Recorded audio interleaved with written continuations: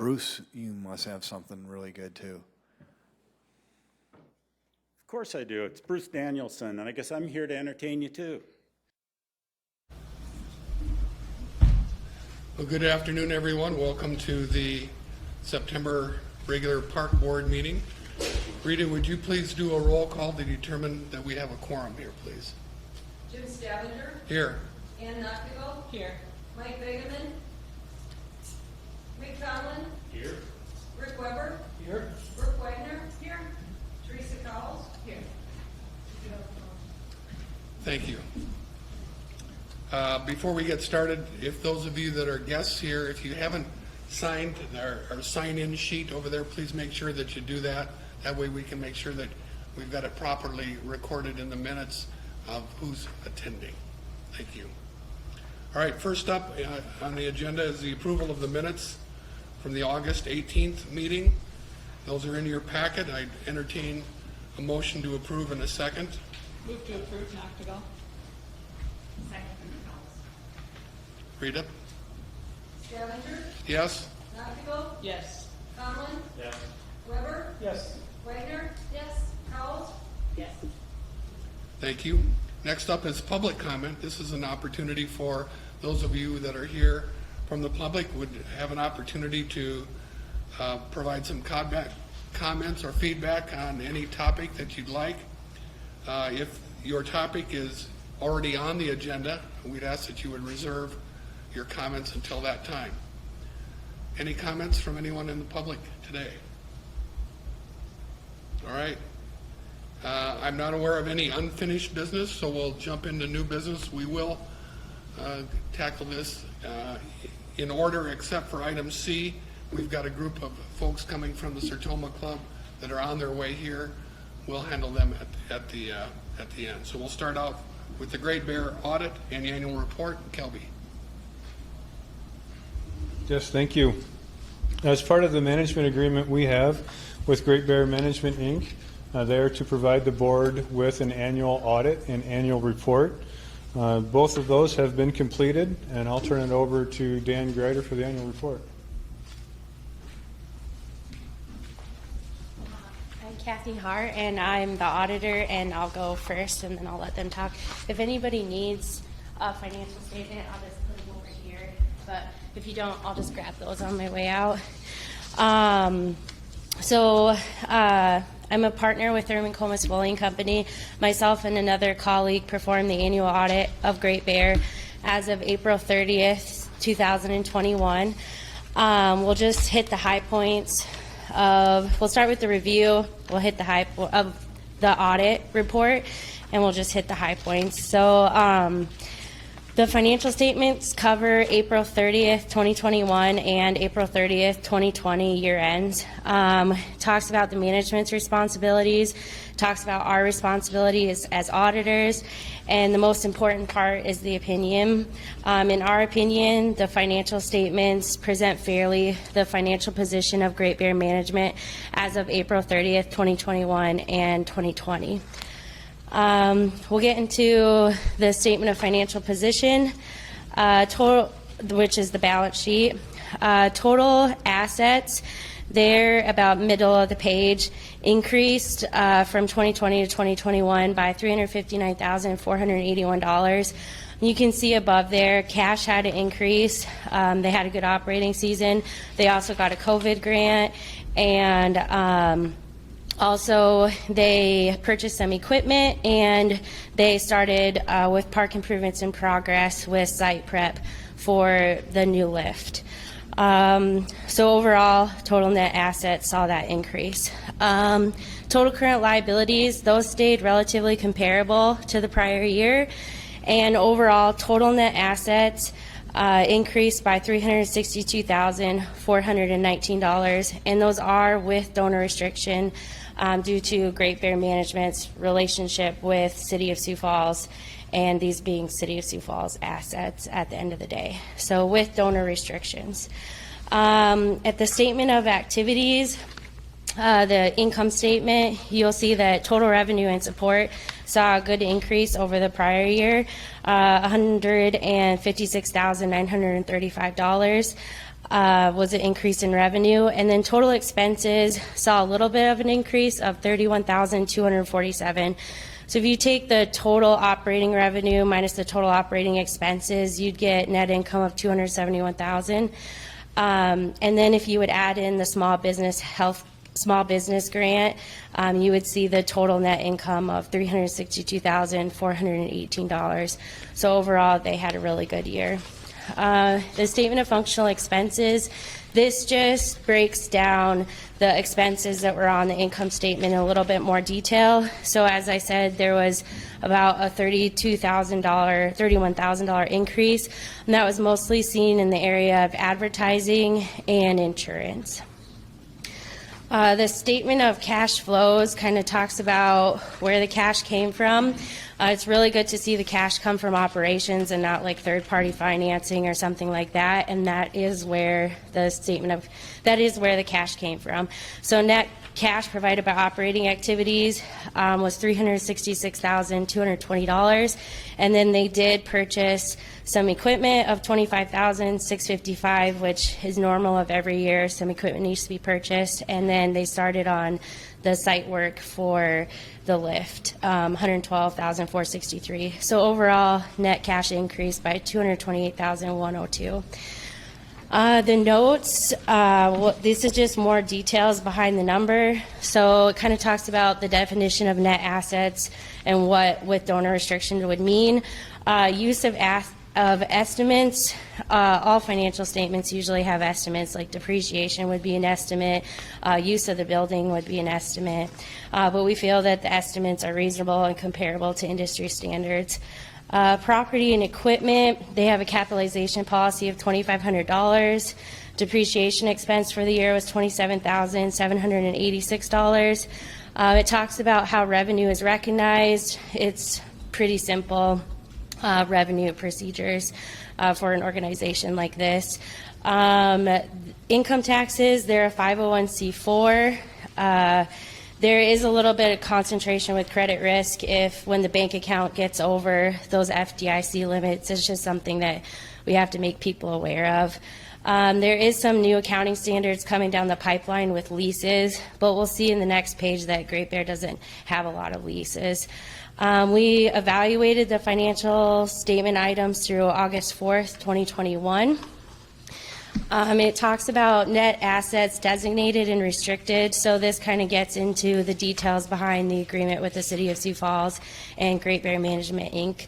There is the management agreement with the City of Sioux Falls. It gives a little bit more detail behind that. Special projects funds, there are people can give through the Sioux Falls Area Community Foundation, which can then come to Great Bear to support Great Bear. Notes payable, there is a line of credit available for $150,000, but it was not being utilized during 2021 or as of April 30th, 2021.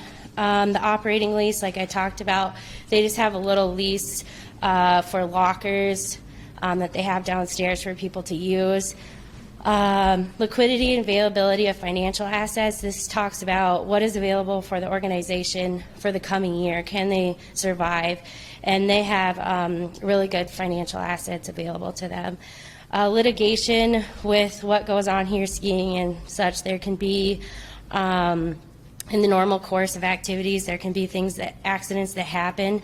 Any accidents are covered by insurance, and right now, there's no material adverse effect that needs to be shown on these financial statements.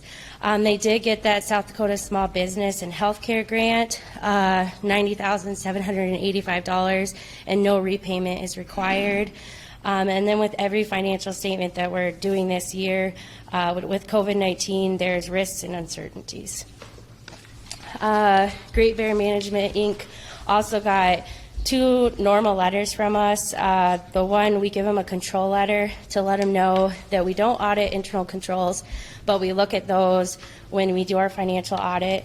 We help them prepare the financial statements because there's not a CPA on staff, and we also make them aware of segregation of duties because of the small size of the organization. Great Bear Management, they were also given a letter of communication to say that there was no disagreements during the audit and everything went as planned. And that is all I have, if anybody has any questions. I have a question. Yeah. Kathy, thank you for the report. Their cash position has increased materially. Would you please describe the controls that they've got? I mean, it's getting to be, fortunately, material now, as in prior years probably a little thinner. And so would you please describe how they're managing that cash? Yeah, well, from what I see, they have someone on the board always can sign checks. They also have a second party that reconciles the bank account. They have board oversight. Are the funds invested, or are they just They're separate. checking and savings? Checking and money market is how, and he'll keep a certain amount of funds in the checking account for operations, and then the additional amount of funds is kept in the money market account, like a savings / money market account. So it's not invested in the market? No, it's not invested in like stocks or bonds or anything. It's just an interest-bearing account. Thank you. Yeah. Any other questions for Kathy?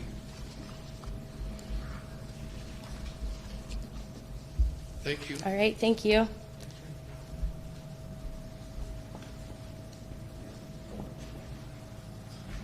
Okay. Hello. Dan Greider, General Manager at Great Bear Management, Inc. I'm going to go over the annual report. Wow. What a year it was. March, 15th, 2019, everything changed with the COVID, and we really didn't know what to expect. We immediately lost about half of our summer events, weddings, corporate events, things like that. And so we took that time to actually start working on the virtual training program platform that we put in, which is a really cool thing, and if you had lots of time, I'd walk you through it. But that's kind of how we kept our summer busy leading into the season. And we had absolutely no expectation as to what was going to happen. We got an inkling that things were going to be good at our annual pass sale, October Bear Fest in October, and we had record season pass sales, preseason sales. Really surprised us, and it didn't stop. We were very late in opening this past season, December 28th. It was very mild. And when we opened the doors, we were blown away as to how busy it was. We've never seen per cap numbers like this before. We had 48,000 visits spread over 70 days. Our busiest year ever was in 2010, 2011, was 50,000 spread over 95 days. So Jim, to answer your question, the money's got material. We were seeing record visits in a very condensed period of time. Obviously we're a real labor-intensive business. I need the same number of people to run the lifts for 100 people as I do 1,000, and we got way more of the thousands than the hundreds. So we were pleasantly surprised. This was a trend throughout the industry. Skiing and snowboarding was seen as a safe thing to do. You're getting outdoors. We did follow the city's mask mandate. I don't ever want to be the mask police again. No, thank you. But fortunately, we had no incidents. We had 3 or 4 of our employees who were involved in contact tracing, but nothing came out of here. And we spent probably about $35,000 just on COVID-related ionizers, cleaners, extra staffing, everything. And we were just cleaning all the time. We did reduce the seating indoors, and thankfully it was kind of mild, and people spent their time outdoors. We bought deck heaters and things like that. So it was a crazy season. Hopefully it'll be crazy again this year. Obviously we got something shiny to show off to everybody. I'm sorry you didn't get a chance to look in there, but this winter I would really encourage you to come and take a look at it. It is state of the art. We're very, very happy with it. The project is going on time. We're just doing the site work right now, which you can see that should be done here in the next 10 days or so. And then in our Oktoberfest this year, on the 16th of October, on Saturday, we're going to do an unveiling of the new sponsor. I'm not going to tell you who that is at this point, but I would tell you that we did secure a sponsorship for $250,000 over 5 years from the sponsor. In addition to that, we secured a sponsorship or renewed a sponsorship with Sanford Health. They are back on board for $150,000 over 5 years. And what we're doing with that money, with Sanford this year, we're putting in a new check-in system for our rental shop. So it's now all computerized, hopefully a lot more efficient. That's about $25,000 of the $30,000 that Sanford gave us. With the money from our new sponsor, in addition to the lift expenses that we have, and right now we're at about $130,000. And Mike, I think we're probably on the hook for about another $60,000 when the project is completed. So some money is going towards that. Obviously, we have money in savings to back up on if we need be. But in addition to the lift, the new sponsor is also going to sponsor all the tubes on the tubing hill. To replace 300 tubes is about $40,000. So you can see the money's flowing, but it's going out on improvements in the area. And really, you ask, what do we do with the money? You know, at the end of the day, it's not our money. You know, it stays within the park, and it's all for improvements. You know, I will tell you this: we are currently looking at a terrain expansion plan. We're doing some groundwork on that as to where we would expand the area. The reason we're looking at doing that is if you came out here last year at all, you might have noticed a line on the lift that ran from the staircase over here to the shop. We need more space. And the decision was, do we need more space inside or outside? The board met in June and we chose the outside. We can manage the inside, but we need another lift. We need more acres to ski on. And so we're working on that.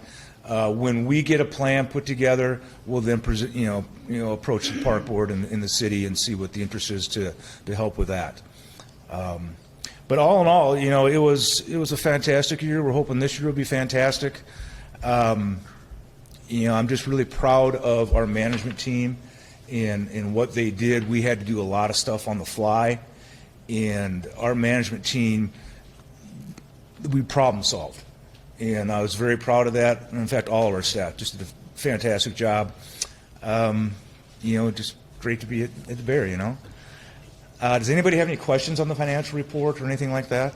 Or the annual report? Looks like your fifth grade Fridays were crazy. Yes. Fifth grade Friday, and for those of you who don't know what that program is, we offer a discounted lift ticket, rental, and lesson. Actually, it's $10 for the ticket, the rental, and the lesson if they want every Friday. And that's open to any fifth grader from wherever. This year, it got so busy, we opened it up on Tuesday nights as well, about halfway through the season. Our main problem is we run out of rental gear. Guess what? All fifth graders were the same size. So running out of rental gear was a problem last year on weekends for adults, and then also for the younger kids on the fifth grade Fridays. Normally, and Kathy mentioned a $25,000 expense that is kind of annual. That's in replacing rental gear. This year, we spent $46,000 to not only replace but add to the inventory, so we don't run out of those sizes anymore. You spent a little bit more on advertising. Talk a little bit about that. Yeah, our advertising expenses generally run between $100,000 and $110,000. We're obviously heavy into digital now. Everybody is. We still do some print, some TV, but when we look at our social footprint, it's very large. Lexi Giebink, who is our Director of Communications and HR, that's what she's focusing on. We work with not James Dugan anymore, 44i, and we're very happy with how we're able to get our message out and how we're able to keep it fresh. Looks good. Thank you. You mentioned the expansion, possibilities in a different lift in another area. If you have, are there hills identified already possible, and how do they compare, say, to this hill in this area? We do. If you were to go to the top of the Bunny Hill, and that's kind of heading east, and then go southeast a little bit, you'll find about 5 or 6 hills with some runs. Originally, I was hoping that they would be somewhere between the Bunny Hill pitch and the main hill. They're more like this. But, you know, we figure we can get another 7 acres, get another lift in there. Obviously, we need to get snowmaking in there. There's a possibility that we can tie the runs together with a land bridge going over the pond. If you come off the back of the hill, you could access that lift there. Otherwise, you need to take the Bunny Hill lift and then ski down to the new lift.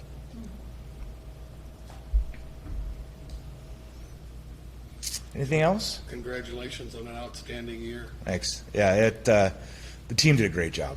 I mean, it was fantastic. Thank you.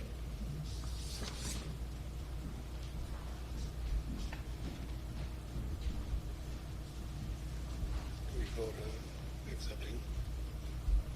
All right, at this point in time, I would entertain a motion to accept the Great Bear audit and the annual report, please. So Weber. Second, Mick. All right, vote please. Stavanger? Yes. Montigo? Yes. Conlon? Yes. Weber? Yes. Wagner? Yes. Cowles? Yes. All right, excellent. Great Bear fees, Kelby. Yes, thank you. Again, as part of the management agreement we have with Great Bear Management, Inc., the park board sets the fees for lift rentals or for lift tickets and also for chalet rentals. And so there is a proposal from Great Bear to increase the lift fees. Those have been provided to you, not only the comparison to similar areas in the region, but also comparison to previous years at Great Bear. Dan, if you have anything to add to the fees? Okay. You know, we all are aware of a labor shortage. I don't know how we're going to be affected by this. I know that last spring, Parks went to council to ask to be able to increase the minimum wage or the starting wage for lifeguards. I kind of feel like we're going to be in the same boat. Technically, Great Bear is a seasonal business, doesn't need to even pay minimum wage. We're starting people last year at $9.30 an hour, well below what most people are starting at. And we do fill. You know, there is some perks, you know, a cheap season pass, and, you know, kids like to work out here. But we do feel we need to try to remain competitive. So what I'm going to do is raise our base wage by $1. When we average all that out through all our seasonal staff members, that brings us to about an average wage of $11.50. There's different pay scales for different positions. So we feel that's warranted. In addition, we have brought in our 4th full-time manager, Brandon McCardo, who has worked for us for 20 years, part-time in the rental shop, has taken over the position of Director of Snow Sports and Rental Operations, and so we're very excited about that. He's going to have a real busy fall and summer here, getting up to speed on everything. In addition to the rental operations, snow sports, adaptive skiing, he's also in charge of the terrain park. And of course, working with our virtual training programs and platforms, we're constantly updating those things, as well as my senior management team is going through.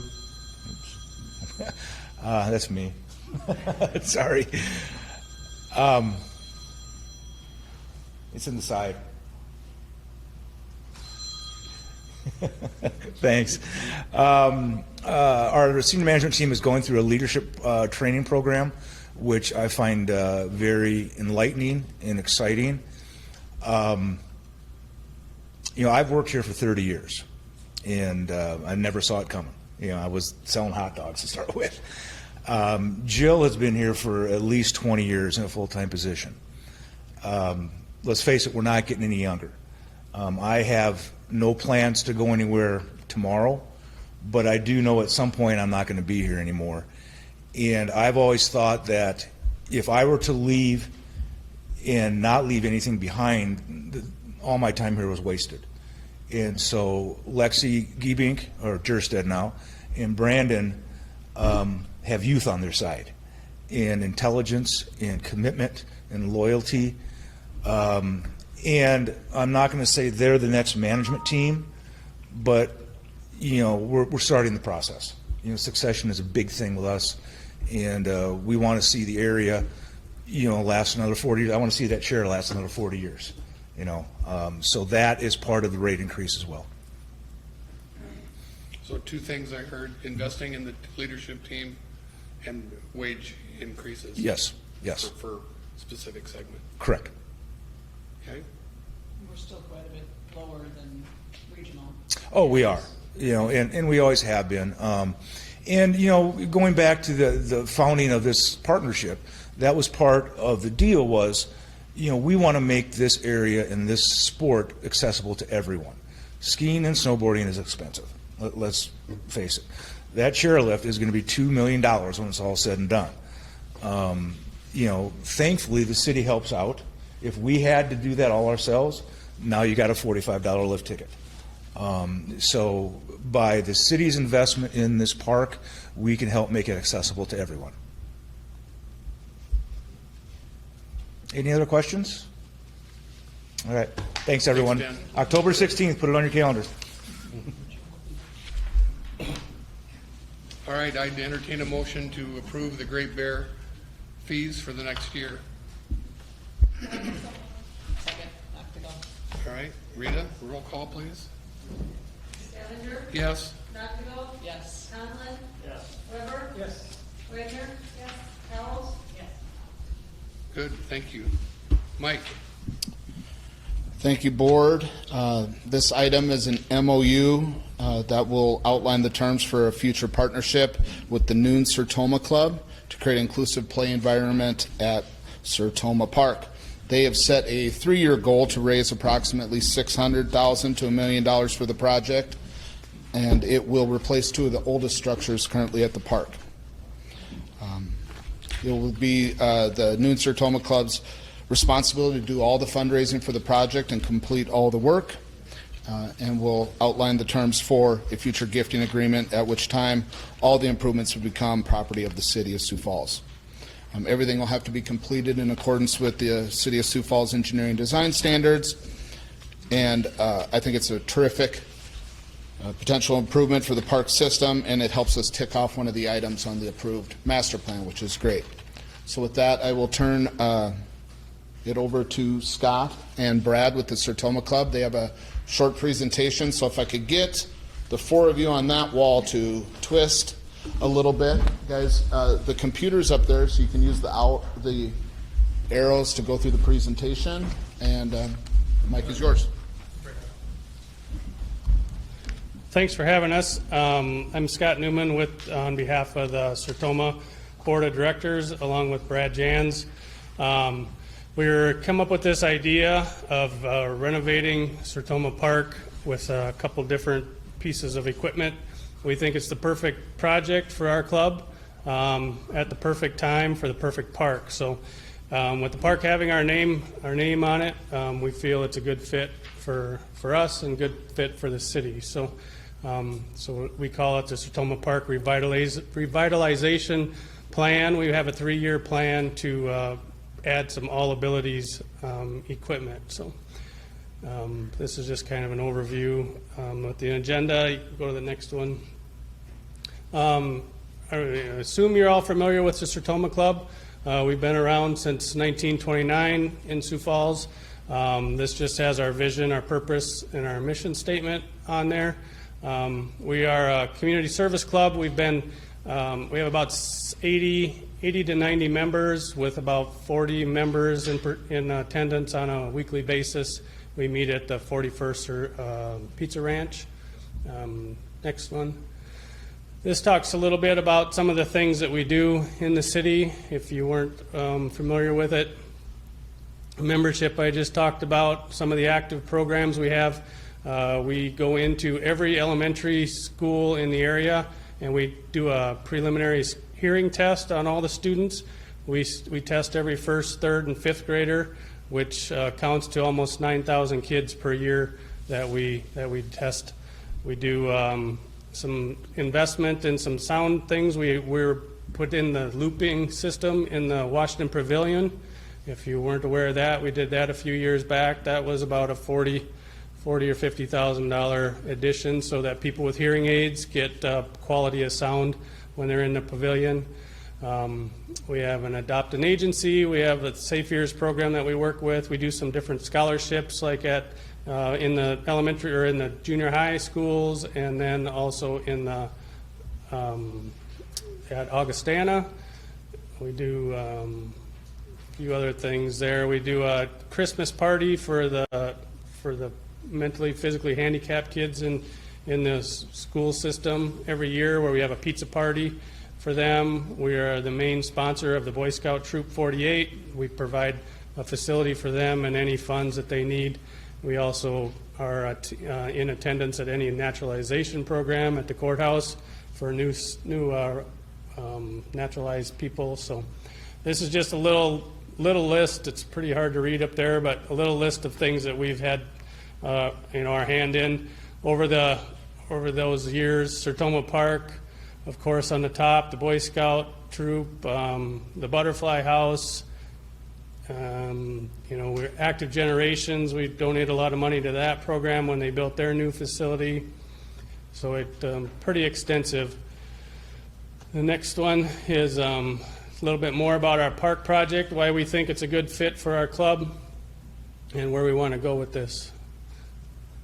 This is just a copy of the MOU that you have in front of you, but these are the main pieces that we've been talking to the parks guys with on replacing the sundial and the monkey bars, or I'm not sure what the dome, monkey dome, or whatever you want to call it. But when we built this park in the mid-90s. If you go out to the park, you'll notice that these two pieces of equipment don't get near the attention that the other pieces of equipment do. Between Mike and Don, they thought that was a good fit to upgrade these things, and so we felt it was a good fit for us with what we wanted to do to take that area and just revitalize it. So. This is an overhead of that area. As you can see, it's about 10,000 square feet if we combine that area, which gives us enough room to do a sizable project, I think, that definitely benefit the park and benefit the people that can use it. So here's kind of an overshot. We're all about trying to bring in some all abilities equipment to the city. We want to make it an all abilities area in this part of the park, and this is kind of the seven bullets of what makes it all abilities and how it's interactive for everybody, no matter whether their physical or mental abilities are. So, just kind of another section. This is all just kind of a preliminary thing, pending the funds being raised and then, with approval of the city on how we come up with a final layout. But this is just kind of a general scenario of what we're envisioning with that 10,000 square feet and what we want to do with that. So you'll notice that, the all abilities parks require so much more square footage in between the pieces of equipment, just because of who will be using them. So the pricing and the dollar amount and the surface area is so much larger than a normal piece of equipment. We've been working with, we got two different playground equipment companies we've worked with. We got another one to visit with. So we feel that we'll be able to leverage any amount of money that we raise to do, a pretty good play area, with make our money go as far as we can. So, but when it's all over and done with, like Mike said, somewhere between $600,000 and $1 million over a 3-year period. We feel if we don't raise all that, we feel that we can still take that area and still upgrade it with some great equipment for all abilities. So that's kind of an overview there. So that's kind of how we came up with $1 million. We feel that with some of our club members, we can do a lot of volunteer work and leverage some of our connections with the club, that we can, hopefully lower the cost on this. So we feel that this is worst case scenario as the price that's listed. So we are a 501c3, so we feel that's a good opportunity for people to donate to this project. We can give them some tax breaks, with their donations, and still put it to a good use. So yeah, any questions you might have on it? It's in the infant stages, but I think we've done a lot of work and, can answer any questions you might have, so. What is your time frame for that fundraising? Is that like over the next year or? 3 years. 3 years. 3-year project, yep. If we raise it like anything else, if it comes earlier, then great. If we get after 3 years, we've exhausted all our resources, we don't have the full $1 million, then we'll come back to the parks group and, come up with a solution to how much money we can spend and, figure out how we can best add some value to that park again, so. Other questions for Scott? Anybody else? Okay, thank you. Thank you for your time. Thank you. So I might just point out that this is not a legally binding agreement. It's just a memorandum of understanding, and what it really does is outline the terms for what will be a future gifting agreement. Once their club is done doing all the fundraising, we have the detailed design of what the project will be. So it does support the master plan, and staff recommends approval. Any questions for Mike? I would just like to add, thank you. All right. I was just also going to point out that Mr. Jans is also a former park board member several years ago, so he's once again present. Thanks, guys. All right, at this time I'd entertain a motion to approve the Sertoma Club MOU in a second. Second. All right. Rita, take a vote, please. Devenger? Yes? Nakiro? Yes. Conlon? Yes. Weber? Yes. Wagner? Yes. Knowles? Yes. Excellent. Gold Star Monument MOU. Thank you. This MOU is with the Woody Williams Foundation, and it's to install what is called a Gold Star Monument in Veterans Memorial Park. I won't talk about the memorial itself. Rex Rolfin is here to give a presentation on that. But for the MOU, they have a goal of raising all funds for the project, which is estimated currently around $80,000. All improvements will have to comply with city standards. I think it would be a wonderful and appropriate addition to the park. And with that, I'll turn it over to Rex.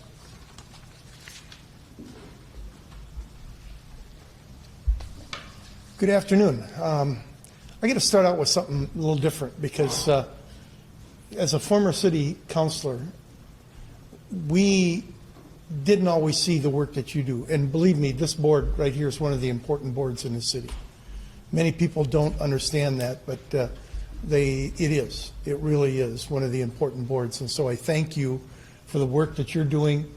Yeah, I'm trying to butter you up. No, I'm not either. I'm just trying to say thank you. It's working. Okay, good. Well, I'll do more.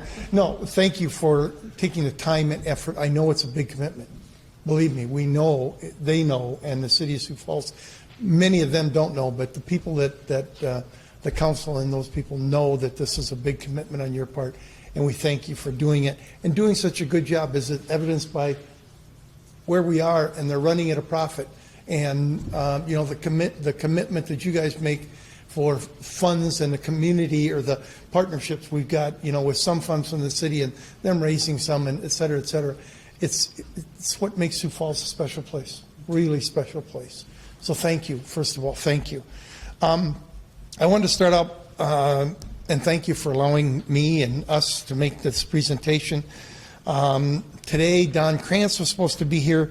He's the Sioux Falls Veteran Council with the Sioux Falls Veterans Council. However, he had a flat tire on the way out here, so he's not going to make it.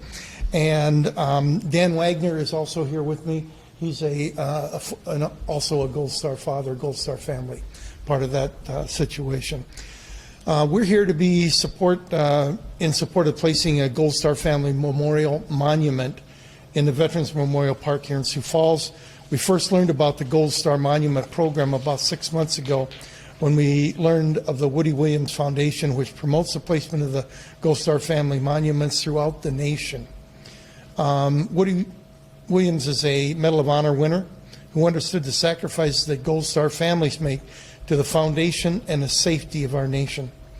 To that end, he began his foundation, which focuses on 3 programs: Gold Star Monuments, number 1, outreach, and also education. The mission statement of the foundation is to honor, recognize, and serve Gold Star families and the legacy of their loved ones who have paid the ultimate sacrifice. Too often families of fallen heroes are forgotten too soon after their sons, daughters, fathers, mothers, brothers, sisters are laid to rest. Life goes on, but we must never forget the sacrifice that have been made for our country. In our situation, our son Rob, 29-year-old Green Beret, was killed in 2007 in Iraq. We will never forget him, but people forget that the pain doesn't go away. It lasts forever. That pain is why we're supporting this project, so the people of Sioux Empire remember the sacrifices Gold Star families have made. Veterans Memorial Park is a perfect location for the monument. The park honors all who have died while protecting our freedom. The location of the monument, with the approval, of course, of the board, or the committee, will be the south of the central walkway and will be visible to anyone who walks the path of our fallen heroes. We have worked with the Sioux Falls Park Department and Confluence on securing the best location for the monument, and that will come before you two for approval before, obviously, it's started. The memorandum of understanding that you are asked to sign today will allow us to continue our goal of raising $80,000 to secure that the Gold Star family are never forgotten. Our board's makeup is Don Krantz, who is not here, obviously, Dan Wagner, Dave Try, Terry Maher, and myself. We, the 5 of us, thank you for allowing us to make this presentation today, and would ask your support for the Sioux Falls Gold Star Family Memorial Monument at the Sioux Falls Veterans Park. Are there any questions that Dan or I could answer for you? How many Gold Star families are there in the state? Do we know? Estimate? There are many more than you realize. The modern ones, if you will, Iraq, Afghanistan, there's probably 25 or 30. Okay, 30, 35 at this point. But this goes back to the people in World War II, you know, and Korean War. It's just amazing. We were lucky, and Margie and I were lucky enough to be selected to be honored at the White House last October as Gold Star families from South Dakota. And there were Gold Star families represented. There were only 50 of us, but World War II and Korean War Gold Star families represented there. And it's very emotional to see a Gold Star family, nephews and nieces and grandsons and granddaughters, so proud of their grandfather who sacrificed his life, or grandmother in World War II. I mean, and we just flat out cannot forget that stuff, folks. We just cannot forget it. It's just too important to our country and to the, you know, what we're made of. Yeah. How many Gold Star monuments are there? Do we? Right now, there's Like 70. right now there's 87. 87. That have been installed throughout the United States. There's 77 more currently In process. And Yep. the only other one in South Dakota right now is out in Sturgis right now. They're looking for the. Yeah. Are you familiar? Have you seen pictures or anything of it? Okay. I was. Beautiful. Okay. It's going to be a gorgeous monument. It's like 16, 20 feet long and about 8 or 10 feet high. So it will be it will be noticed. It will be noticed. Any other questions for Rex or for Dan? Thank you very much. Thank you. Thank you. Thank you. So again, this is not a legally binding agreement. Once Rex and his group are further along in their fundraising efforts and final plans for the project, we'll come back with an actual gifting agreement for approval. And with that, staff recommends approval of the MOU. Thank you, Mike. I'd entertain a motion to approve the Gold Star Monument MOU with a second, please. Move to approve, not to go. Second. Rita? Stevinger? Yes. Doctigal? Yes. Conlon? Yes. Weber? Yes. Wagner? Yes. Gowles? Yes. Congratulations. Thank you. Thanks, guys. Mike? Okay, this item is a commemorative designation application for Chris Kale. Chris was a longtime City of Sioux Falls employee. I had the pleasure of working with him on multiple occasions. He was a terrific person. He was an avid outdoorsman who loved spending time outdoors with his family. His co-workers, we have Clayton Siegfried here today to speak a little bit on this topic, filled out the application, deeming that Chris's work for the city over many years made an impact on the community, thus justifying this memorial. So with that, I'll turn it over to Chris. Or Clayton. Clayton. Sorry. Yeah, no, it's okay. Hello, board members. I wish I was here talking about something different than this, obviously, but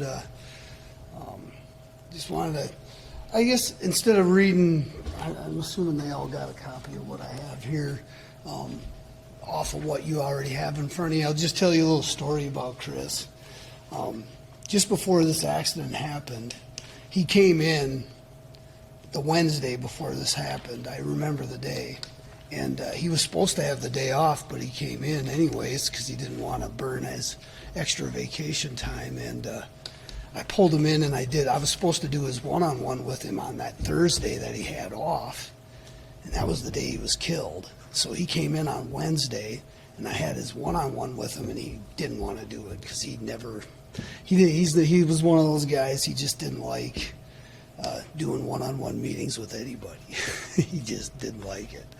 But we did it anyways, and we talked about work for 10 minutes, and then we talked 20 minutes about fishing and his trip that he was going on, and how excited he was to do he really, really enjoyed the outdoor stuff. And that's kind of how this idea spun about.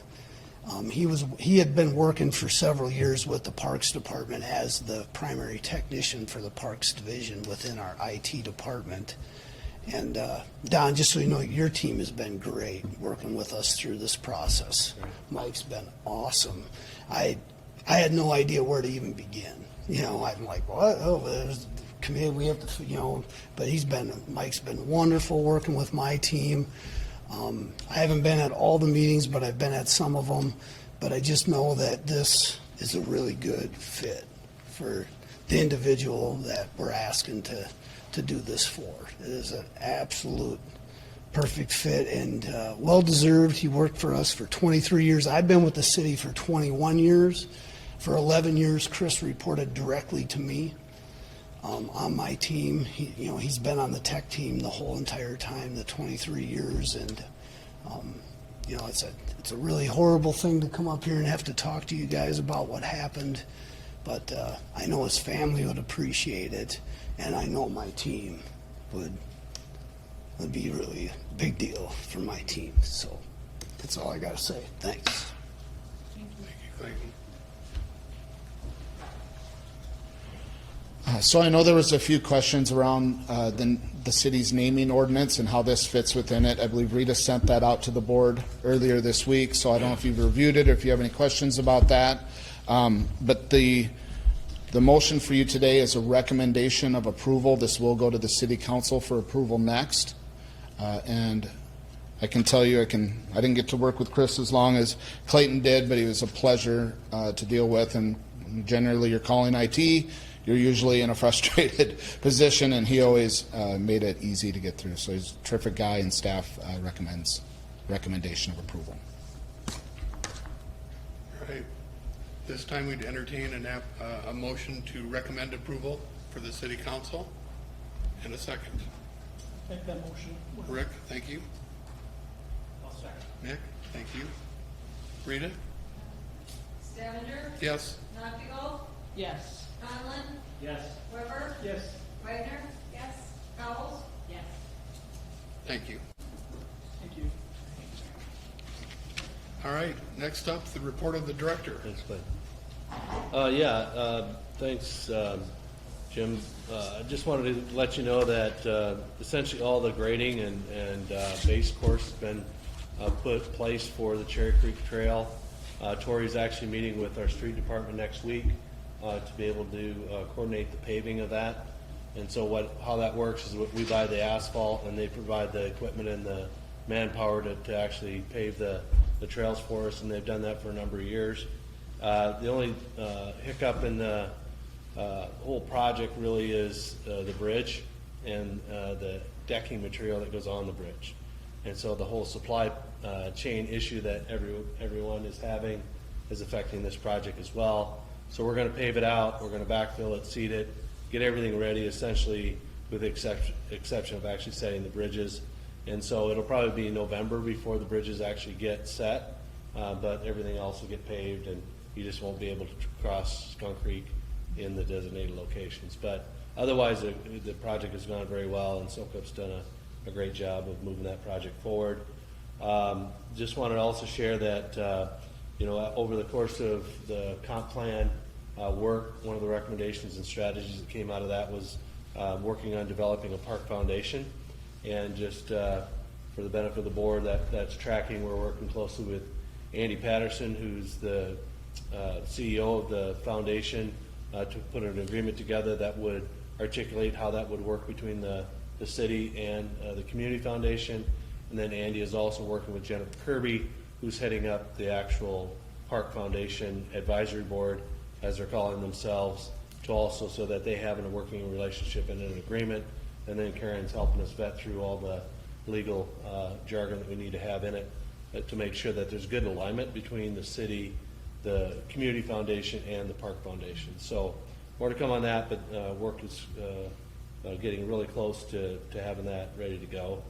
I also want to let you know that because of the challenges that Dan shared about recruitment, we're full steam ahead. Jackie and her team have put together what I call a full court press on recruitment, starting earlier, looking at additional venues to try to recruit and retain people.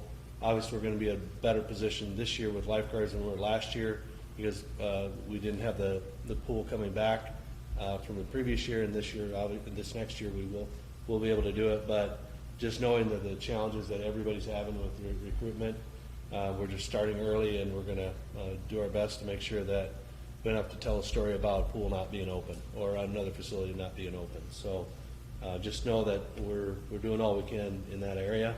And then also one of the neat things that we do is our park site evaluations.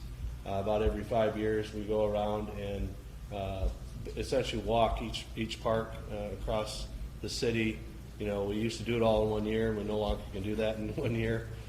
So we do 40 1 year, 40 the next.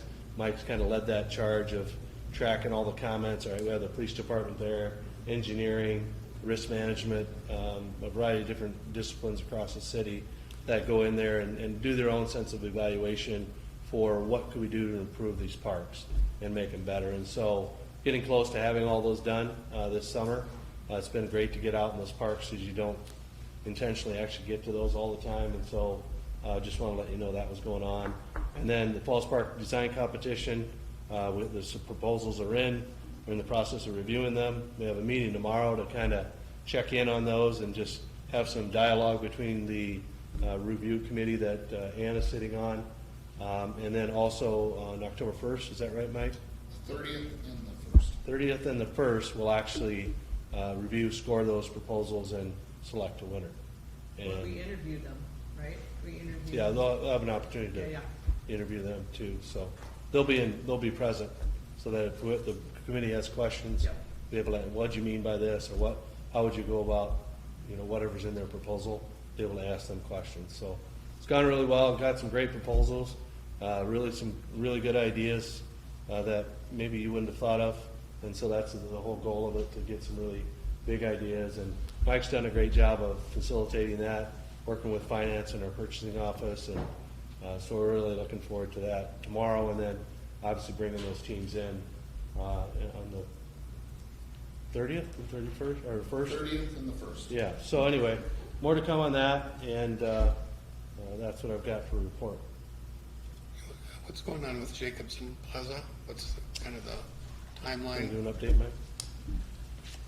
Yeah, so right now, we are in the process of developing preliminary concepts, and we've developed a series, probably 5, 6 of them. We've reviewed them internally with our staff and kind of selected 2, 3 that we really, really like. And so we're refining that into kind of one of a preferred concept. And then we're going to go out to talk to some of our different stakeholders in the area, like downtown Sioux Falls and Gary Jacobson himself, and get their feedback on the design.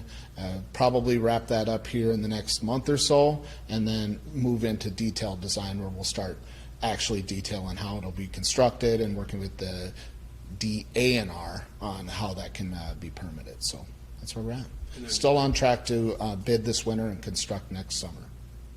Okay, thank you. Yeah. Other questions for Don? Was staffing done for retention to you guys at the end of the season? How many people are we getting back next year, or anything like that? Yeah, I'm glad you brought that up, because one of the things that we're also doing is we're doing an employee survey. So anybody that worked for us is going to get a survey, asking them, are they going to return? And if they're returning, why are they returning? If they're not returning, we're asking them, why are they not returning?